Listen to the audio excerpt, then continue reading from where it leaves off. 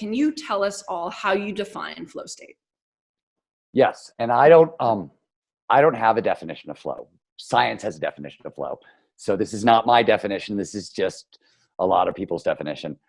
Flow is technically defined as an optimal state of consciousness where we feel our best and we perform our best. If I were to take it one level down, it's any of those moments of rapt attention, total absorption. You get so focused on the task at hand, everything else just seems to disappear. Sense of self will get really quiet, so the voice in your head gets really, really quiet. Time dilates, means it passes strangely. Sometimes it speeds up and 5 hours go by in like 5 minutes. Sometimes it slows down. You get a freeze frame effect in a car crash. And throughout, all aspects of performance, both mental and physical, go through the roof. Psychologists take it one level down and say, hey, there are 6 core characteristics that show up when we're in flow. I named some of these a second ago. Time dilation, the vanishing of self, complete concentration in the present moment. There's a sense of control when we're in flow. We feel like we're in control of things we normally can't control. So if you're skiing and you're in flow, you feel like you can do stuff you've never been able to do before. It's an autotelic experience, meaning it's incredibly enjoyable and we love it and we can't wait to get more of it, etc. And then neurobiologists, which is the work I really do, we define flow by 20 different characteristics that seem to show up in the brain and the body when people are in flow. But that's sort of like the long chain effect of what is flow. Those 6 characteristics that psychologists define flow by, just keep them a little bit in mind. Some of the stuff we talked about, only because as we get to the exercise that we're going to do together later, it's going to be helpful. Awesome. I love that. Super helpful. So one of the stories you told me when we first met that made a huge impact on kind of how I think about you and your work is when you were 30 years old, you were diagnosed with Lyme's disease and you had spent 2 years in bed. You couldn't even walk across the room. You described it to me as feeling like the worst flu you had ever had mixed with paranoid schizophrenia. You were literally watching yourself decline. You were maybe functioning 30 minutes out of the day, and your depression was getting so strong, you were thinking of ending your life. And I'm going to pass it over to you to tell us what happens next. Well, you realize I was drunk at the time I was telling you these things, so they might not have been true. Okay, so let's just level set there. Now, thank you very much. Hi, everybody. It's really nice to see you guys. It's nice to be with you. I see a lot of familiar faces in the string. So hello, everybody. Happy New Year. Yeah. So as you pointed out, I was in bed for a very long time. I was very, very sick. I was functionless. And I was very suicidal. It was no longer if, it was no longer if, it was a when. And a friend of mine showed up at my door and she wouldn't leave and she wanted to take me surfing. And it was laughable, right? As you said, I couldn't walk across a room and I was in so much pain. My brain wasn't working. And the last thing you want to do is be out in the waves without a brain. It's a bad combination. And she wouldn't leave. And I was exhausted. I could barely, anything to get her out of my apartment. And finally, after hours of that, I was like, you know what, let's go surfing today. I can always kill myself tomorrow. What's the worst that can happen, right? And so, they literally had to carry me it was her and my neighbor. They carried me into the car. They loaded me and they drove me to Sunset Beach. If you've ever been to LA or surfed in LA, Sunset Beach is like the wimpiest beginner wave in the entire universe. Super friendly. It was summer. The tide was out, so we waded out to the lineup. They cooked me by one arm and carried me out. They gave me the board the size of a Cadillac, and the bigger the board, the easier it is to surf. And I was out there 30 seconds, and a wave came. And it had been 5 years since I had surfed, but muscle memory. And I spun the board around. Before I knew what I did, I paddled twice and I popped my feet, which was probably all the energy I had in the entire universe for the entire month. Basically, at that point, I spent it on that moment. And I popped up into a dimension that I didn't even know existed.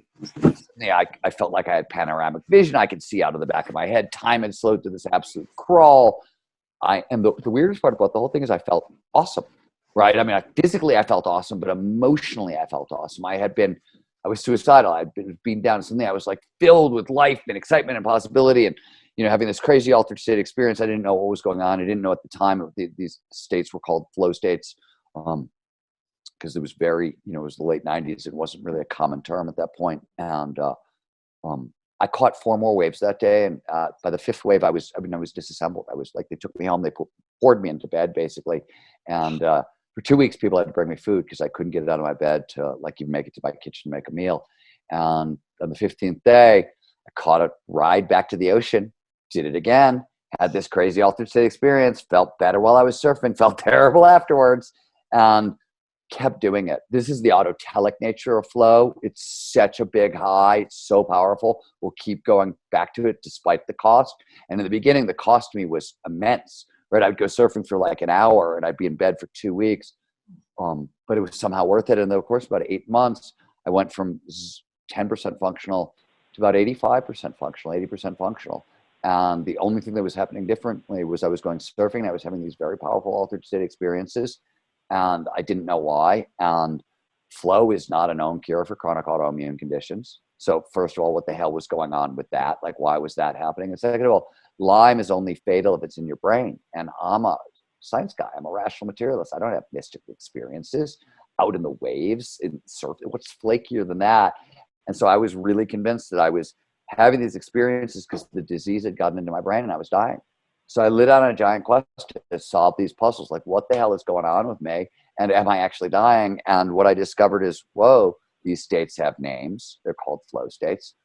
This was right at the beginning of where people were doing the first sort of like neural immunology on flow. And a guy named Herb Benson, who was at Harvard, had sort of mapped the neurochemistry of the flow cycle, the process that it goes through in the brain. And he had pointed out that as we move into flow, there's a global resetting of the nervous system. Basically, all the stress hormones are flushed out of your system.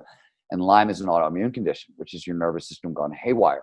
So flow has been very spectacular over the years for a lot of people trying to heal autoimmune conditions. And he pointed out that this mechanism of the nervous system getting reset, plus all the neurochemicals that make flow so autotelic, they're all pleasure chemicals, they're reward chemicals, but they all do double duty by boosting the immune system. So he thought this very mechanism that healed me was present in most so-called cases of spontaneous healing, which sounds like it's massively overstating the case, at least then. But I was like, whoa, okay, at least I know where this is coming from and why. And, I quickly figured out, because I had been studying essentially the subject of what the new book is, people who are accomplishing the impossible over and over and over again. And they were all describing flow experiences along the way. And I very quickly put it together that the same thing that got me from like subpar to normal was helping normal people go all the way up to Superman. And that was sort of where all this started for me. Wow. I mean, I love that story so much. And thank you for telling it with everyone. It's so powerful. So thank you for going there. Before we get into your new book, I want to talk about The Rise of Superman. It's literally my favorite book. I have it in paperback. It's so ratted and underlined. I used to take it with me on every big ski race, and I would read it the night before when I was really nervous, because, it's case study after case study of action sports athletes, achieving the impossible. It's Danny Way successfully leaping with his skateboard over the Great Wall of China, or people surfing 100-foot waves, right? Or Shane McConkey base jumping off a 1,000-foot cliff in Switzerland. So what is it about action sports athletes that taught you about flow? And how can people that are not throwing themselves off mountains relate to what you learned?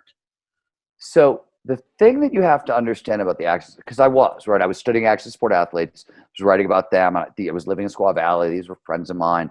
And I was, the other half of what I was doing was studying neuroscience and psychology and, trying to figure out how the impossible was possible. And what was so amazing, now it's a very different thing. And this, Langley, because you've been there and you've seen it up close. But it's one thing when you like see Laird Hamilton on a screen, or Shane on a screen, and they're far away, and it's like but these were my friends. Like, I'd go drinking with people on Friday night, and then we wake up Saturday morning hungover, and we would go into the mountains, and they would do something that for all of recorded history had never been done before, and nobody believed was even possible. That's a very different view. That's a view where you're like, what?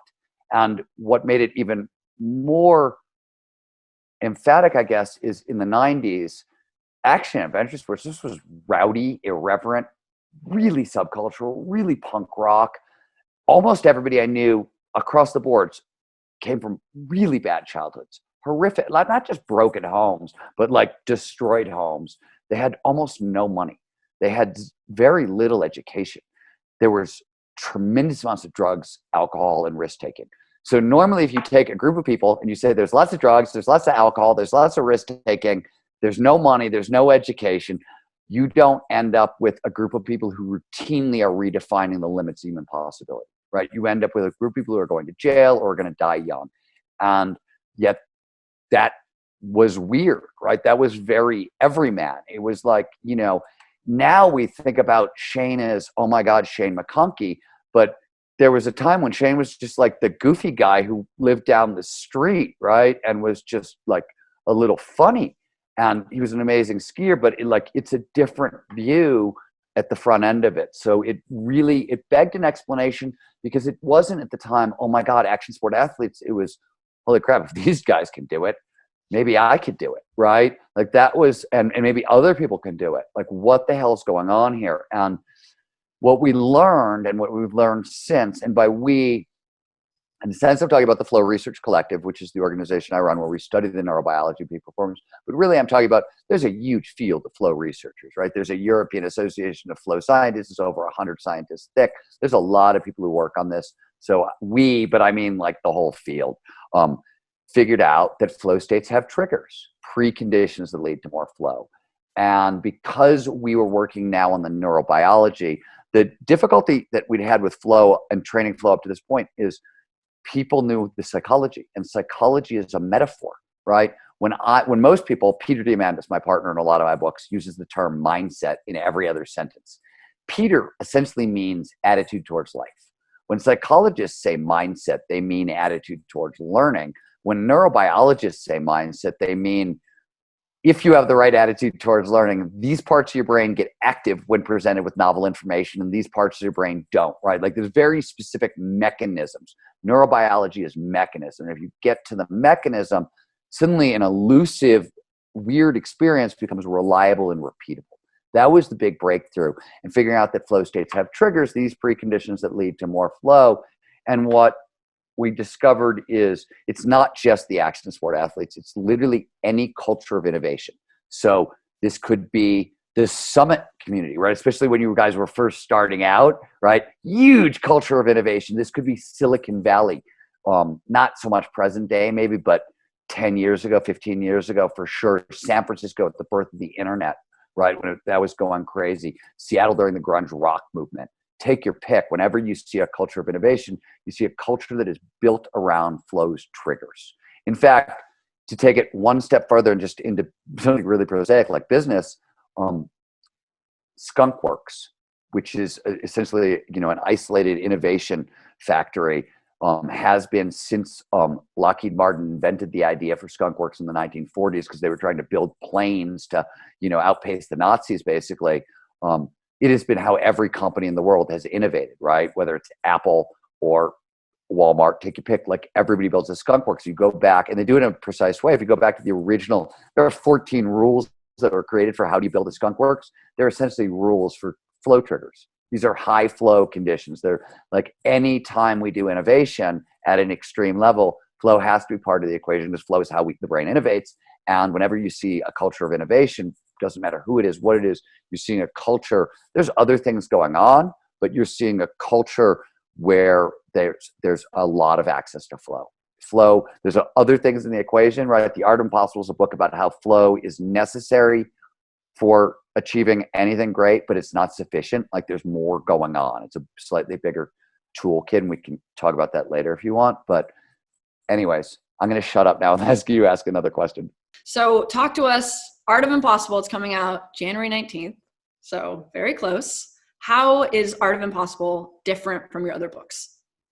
So first things first, it's a how-to, right? I mean, ever since I wrote my first book on flow, which was West of Jesus I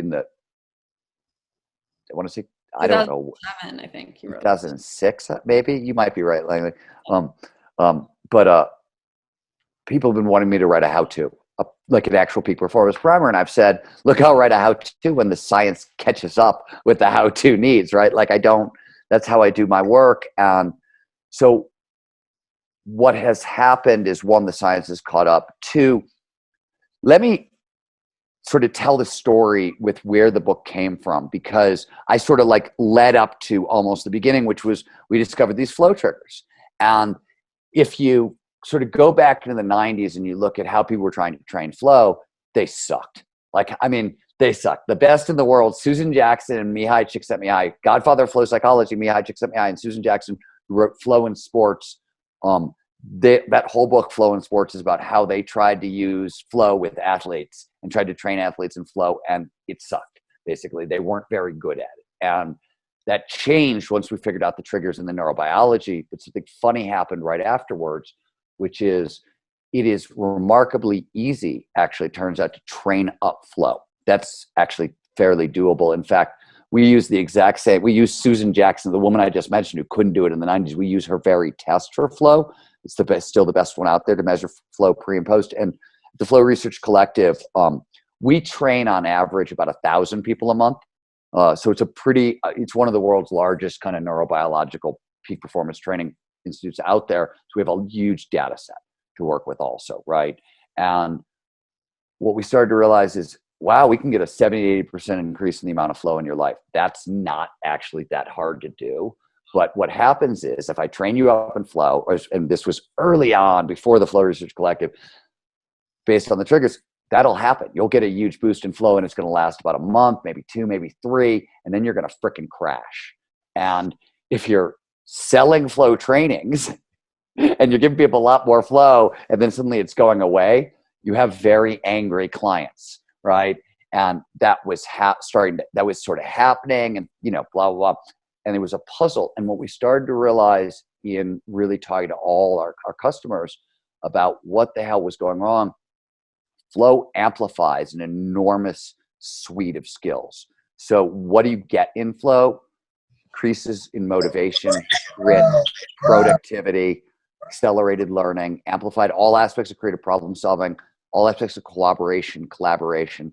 That's kind of the principle. You get more empathy, some other physical stuff and whatever. But that's the core of it. And what we started to realize is, holy crap, if you don't have if these skills that flow is amplifying, you don't have them, what happens is it's like a car that has bicycle tires. And as long as the car is driving around at 25 miles an hour, it's great, right? It's a perfect car for you. You love the car, it goes great. Flow is 500 miles an hour. And if you amplify everything to 500 miles an hour, those tires aren't going to work. So if you don't have, for example, grit skills, really simple one, but if you don't have grit training and you don't have the proper layers of grit built up, when flow goes away, what the hell are you going to rely on, right? So you don't have the grit skills. Flow may amplify grit and it may make you grittier, and it does massively, but it still goes away, right? The feeling goes, you're going to come down, and then you're going to have to do the same stuff you're doing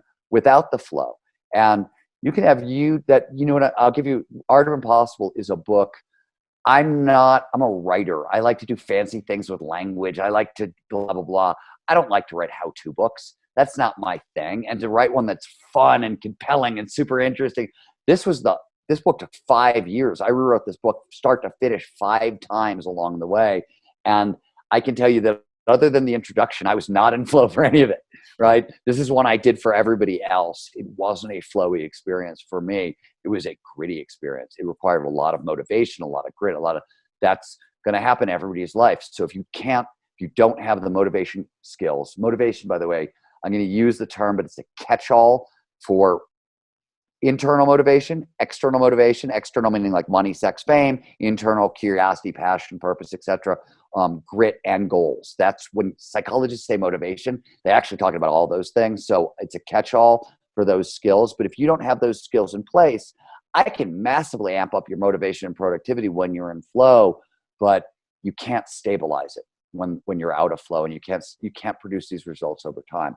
So the book came out of, hey, there's a bunch of other things that have to get trained up. And that was step 1. Step 2 was, because flow is the big picture, it gave me a perspective that other people in peak performance didn't have, which was, holy crap, these are all related. This is a system. We're looking at a biological system, right? I always say peak performance is nothing more than getting your biology to work for you rather than against you.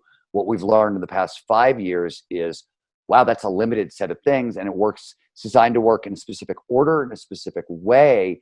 And, the experience, I think most people, and probably most people listening to this, because Summit is not a lightweight group of people, if you're in this room, chances are you're something of a peak performer, right? You're doing stuff right. Now, so you'll read The Art of Impossible, and what your experience is going to be, oh yeah, I'm doing this. I didn't know about that, and I didn't know about that. I didn't know how this tied in, but some percentage of the book is going to be the stuff you're doing because there's a limited set of tools, right? And what I always say is, along the way, there have been phenomenal books on Angela Duckworth's book on grit is amazing. There have been great books on focus or gratitude or mindfulness. These are all terms you guys have heard, or flow. I even wrote some of those books. This is the first time somebody, I think, put it all together and said, hey, wait a minute. This is one system. It's a sequence. It's designed to work in a specific order, and anybody can do this. That's the whole big point. And I always say this. This was true with the action sport athletes, and this was true when I went into business and I studied business people who were taking on impossible global challenges, building amazing companies in record time. It was true when I was covering, all the people I spent years covering, those moments in time science fiction ideas became science fact technology, right? That's the impossible of dreaming up the future. I was in every one of those rooms, right? You're seeing the same skills over and over. This is the first time it's organized in a system and it's meant to be done in a specific way to get maximum effect. It's not that you're doing it wrong. It's that there's a couple other pieces to the system. And if you get it in the right order, you just go farther, faster. And it's like, I always say that achieving the impossible is, and by the way, it's called The Art of Impossible. Caveat to define terms for a second. We started with flow. Here's the other term you should know. The book is a book, lessons learned from people who have accomplished what I call capital I impossible. That which has never happened before, right? This is Shane McConkey doing that which we've never seen before. Take your pick. But it's really for anybody who's interested in small I impossible. And that's stuff we think is impossible for ourselves, right? So the example I like to give in the book is, I grew up in Cleveland, Ohio, blue collar steel mill town in the 70s. I wanted to be a writer since the time I was like 4 or 5 years old. I didn't know any writers. I didn't know how to become a writer. It was like I woke up one day and went, Mom, Dad, tomorrow I want to be an elf.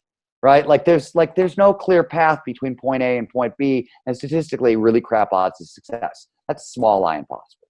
Overcoming deep trauma is a small I impossible. Getting paid doing what you love is a small I impossible. Becoming world class at anything is a small I impossible. I think the first small I impossible we all go after is when we're little kids, we're 10, 11, 12, and we're suddenly discovering, oh wow, there are other people in the world that I'm attracted to. How do you get that first kiss? Or that first boyfriend, girlfriend, whatever your preference?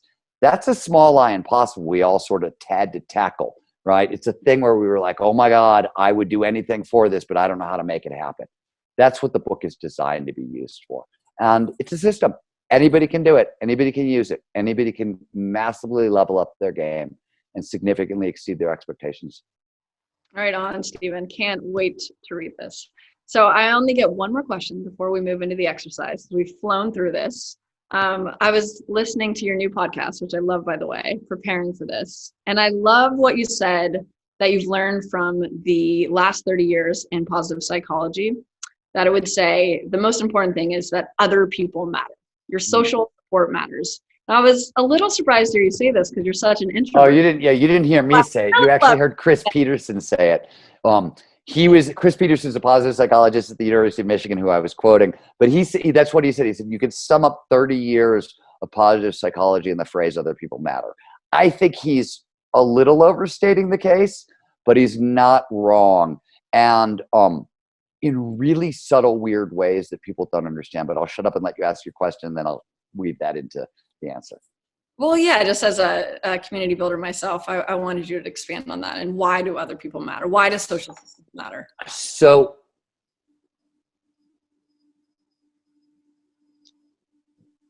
we talk about like positive psychology basics. There are a bunch of things they come up with.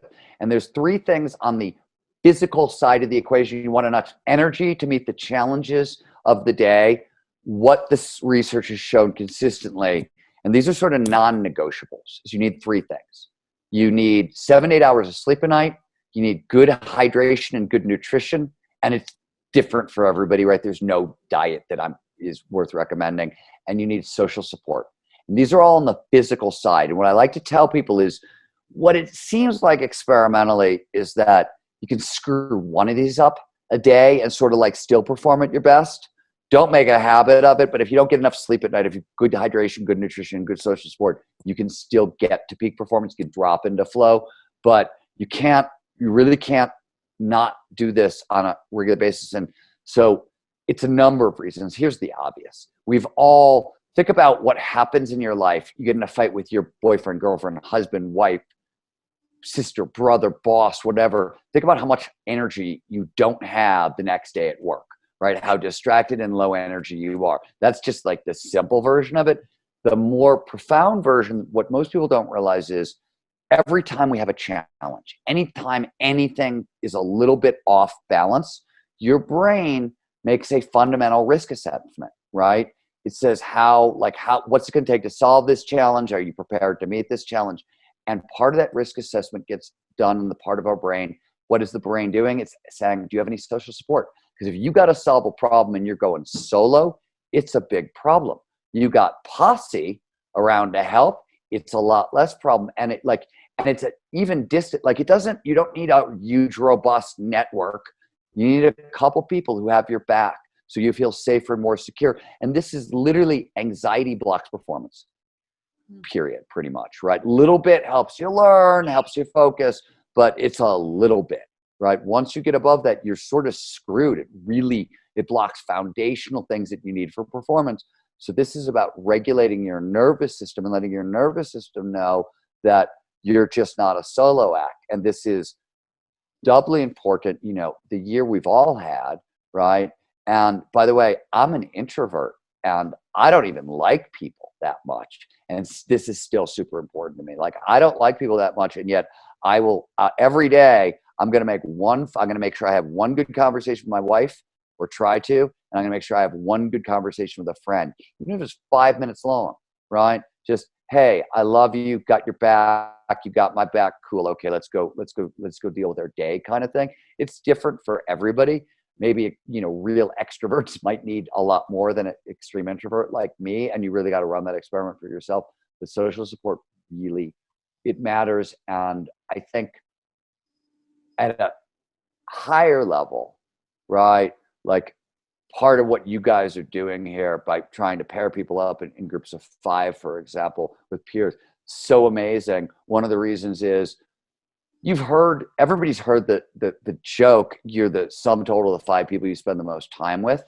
One of the things that's really important about that is other people set our possibility space for us, right? I think one of the main reasons I got as far as I got in my career is because Peter Diamandis is one of my best friends. And Peter has literally the stars is his goal, right? He's taken us into space. He's got no limits on his thinking. So you can't work with a guy like that for 25 years and not, you know what I mean? You're like, okay, well, if he's doing that, what the hell? You know what I mean? It's the same thing like with Shane McConkey. These guys weren't just my friends. You're like, well, okay, if you're doing that, what can I do, right? And it's not a big deal because it's somebody on a screen. It's somebody in your immediate network who you can turn to for advice. But part of that is just social support. I have posse, right, who've got my back. That's so foundational to everything. But part of it is we've got an upper limit. This is the threshold on what I think is possible for my life. And that's a serious threshold. That's a break on how far you can go. And so having more people around you who have done similar things and gone farther in different directions, hugely beneficial because they set the possibility space for your life for you. Yes, I love that. Thank you, Stephen.